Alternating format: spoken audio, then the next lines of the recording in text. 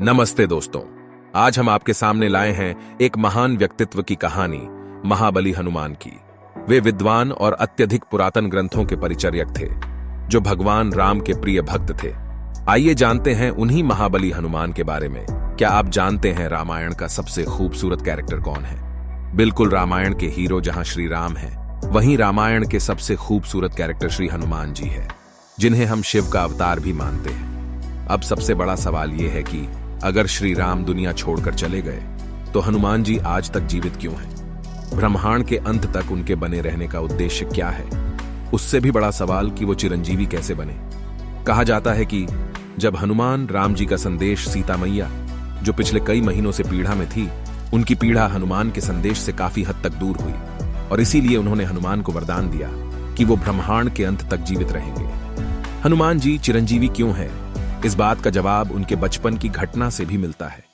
बचपन में हनुमान जी आसमान के सूरज को फल समझकर बादलों के भी उस पार चले गए थे। वो सूरज को निगलने ही वाले थे, तभी इंद्र ने उन पर अपने वज्र से प्रहार किया।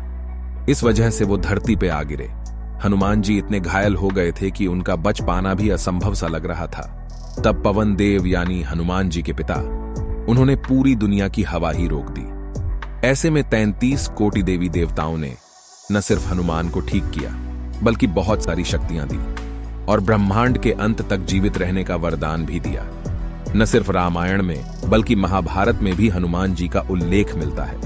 महाभारत में हनुमान जी ने भीम के साथ युद्ध किया था और अर्जुन भी महाभारत के युद्ध से पहले उनसे सहायता मांगने गए थे। हनुमान जी सीधे तौर पर सहायता करने के बजाय अर्जुन की रथ के ऊपर बैठना सही समझा।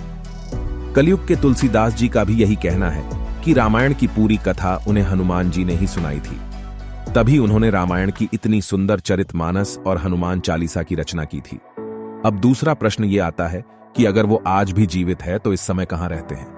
श्रीलंका के लोगों का मानना यह है कि पिद्रू माउंटेन में एक ट्राइबल कम्युनिटी है जो हनुमान को अपना इष्ट मानते हैं। वो हर 41 साल में चारण पूजा करते हैं। उनका मानना है कि हर चरण पूजा के दौरान हनुमान जी वहां आते हैं। इसके साथ ये भी माना जाता है कि रामेश्वर धाम के पास गंधमादन पर्वत में हनुमान जी अपने तपस्या में लगे हुए हैं। वहीं श्रीमद् भागवत गीता के अनुसार हनुमान जी आज भी किम पुरुष के रूप में जीवित है। किम पुरुष आज के तिब्बत रीजन को कहा जाता है। वहीं कहीं यह भी कहा जाता है कि जब श्री राम रावण को हराने के बाद अयोध्या से अपना देह त्याग करने वाले थे, उस समय हनुमान जी ने पूरी अयोध्या को घेर रखा था।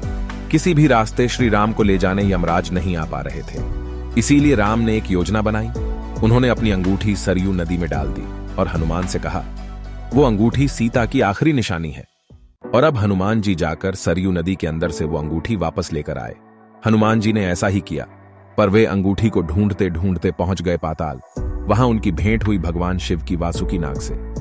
तब वासुकी ने हनुमान जी को कहा कि देखो, वहां श्री राम की अनगिनत अंगूठी पड़ी हुई है। तुम श्री राम की कौन सी अंगूठी ढूंढने आए हो, वो स्वयं जाके ले लो। हनुमान जी ने देखा, यहां तो अंगूठियों की पहाड़ बनी हुई है और सारी अंगूठी एक जैसे हैं। तब वासुकी ने हनुमान को समझाया कि दुनिया एक नहीं है, ऐसे कई ब्रह्मांड हैं और हर ब्रह्मांड में एक राम है और एक हनुमान है।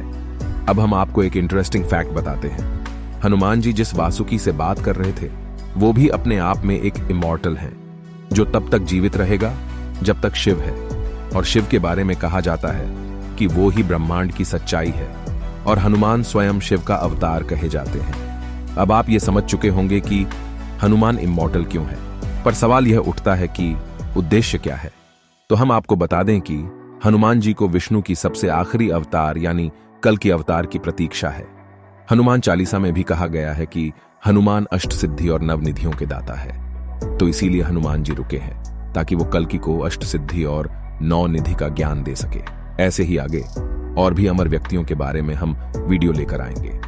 आपके सहयोग से हमारा चैनल और भी मजबूत होगा और हम आपके लिए और भी रोचक विषयों पर वीडियो बनाने का प्रयास करेंगे। तो अभी हमारे चैनल को सब्सक्राइब करें और हमसे जुड़े रहे। धन्यवाद।